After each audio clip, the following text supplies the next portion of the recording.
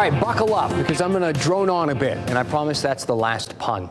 People have been seeing a lot of drones in the sky with no real clear explanation. Some of the stories have been pretty dramatic, too. People claiming they're as big as a car, hovering near military bases and power plants. Others saying that the drones have crashed in people's backyards. Folks are demanding to know what is going on here, and they're growing suspicious when the government has answered those concerns like this. We believe that there are cases of mistaken identity where drones are actually small aircraft and people are misidentifying them. There very well may be drones in the sky, of course, but those are commercially available. People didn't like the nothing to see here response from Washington. And a viewer named Billy made a pretty good point. He said if it's merely helicopters and privately owned drones, commercially owned photography drones, that sort of thing, then why are they just now being noticed? And that makes sense, right? Why are people just now seeing this stuff? Well, Billy, maybe people see things once they start to look for them. So this has been going on for a few weeks now, and the news has everybody looking up in the sky. So, of course, with everybody's eyes up there, they're going to start getting more reports. Also, the news may inspire people to have some fun by launching their own drones to get people a little riled up. And there are lots of people with drones. The Department of Defense just sent out a release today saying that there are more than 1 million drones lawfully registered with the FAA, and that's just registered drones. Think about the rest. I picked this one at random on Amazon, where you can find thousands just like it. $160, flies 25 miles per hour, can travel 3,000 meters, which is about 2 miles, and is considered a beginner drone. It weighs over half a pound, so you're supposed to register it with the FAA, but I couldn't find anywhere on that listing that says that you have to do that. The point is, these things are cheap. They're easy to buy, and the bang for your buck is unbelievable, which is why drones have been quietly and slowly changing the world for the past few years. Now, I'm sure you think I'm about to start talking about drone deliveries and packages and that sort of thing, and that's true. After all, you can have a burrito dropped in your driveway over in Holly Springs, or that drones can save lives. They have delivered donated organs for emergency surgery. The first was a donated kidney back in 2019, and that's amazing. That stuff is great, but it's not what I mean. You see, like most of the world's amazing technology, the leaps and bounds of advancement aren't pushed by consumerism or public safety. They're driven by war. The war in Ukraine is a great example of this. It has revolutionized the use of drones. Watch this video of a drone dropping a grenade into a tank, a machine worth millions taken out by something worth hundreds. These are the same types of drones you'll find under the Christmas tree. These are bought from Best Buy, not Lockheed Martin.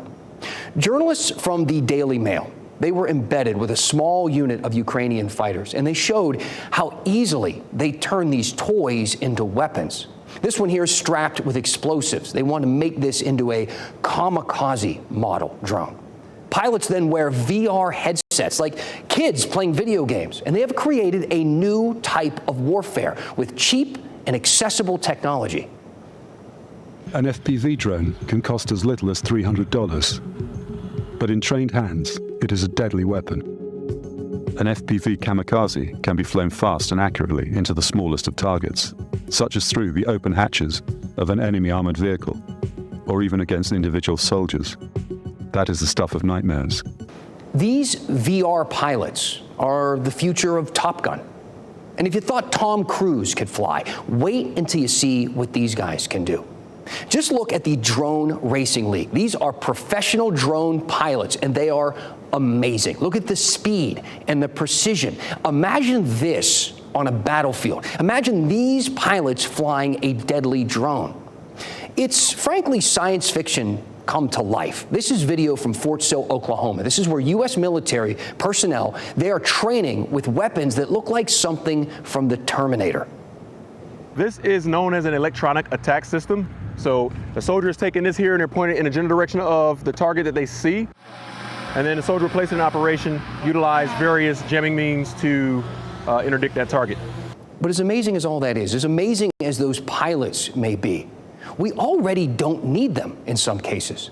Defense contractors and tech companies are also experimenting with AI and drone swarms. A DoD agency named DARPA demonstrated a swarm of 250 drones in the air and on the ground, infiltrating a town or a compound to collect intel before a raid. It's chilling, but you've seen this sort of tech before and applauded. Drone shows are the new fireworks. A Chinese entertainment company set a world record recently. They used just one computer to create incredibly complex drone formations. One computer controlling over 10,000 drones. Beautiful and a little scary if you think how this could be used. Other companies have developed AI so sophisticated that drone swarms can navigate dense forests, weaving through the trees and all of that brush, and they do so without a pilot. They make their own decisions, these machines, to keep them in the air. And it's all leaving humanity to navigate something more difficult, a moral and ethical dilemma. This is the Lanius drone by Israeli military contractor Elbit Systems, and it's terrifying. Lanius is equipped with AI technologies that allows navigation to building, scanning the building to identify openings, scanning and mapping, object avoidance, enemy detection and classification, target incrimination by human, and lethality. Listen, the technology exists for someone to use facial recognition with a device like that. Could you imagine what that would mean for the world? Scan a target, send out a death drone, go to lunch. That tech exists right now. These companies are holding Pandora's box, debating if they should open it or not.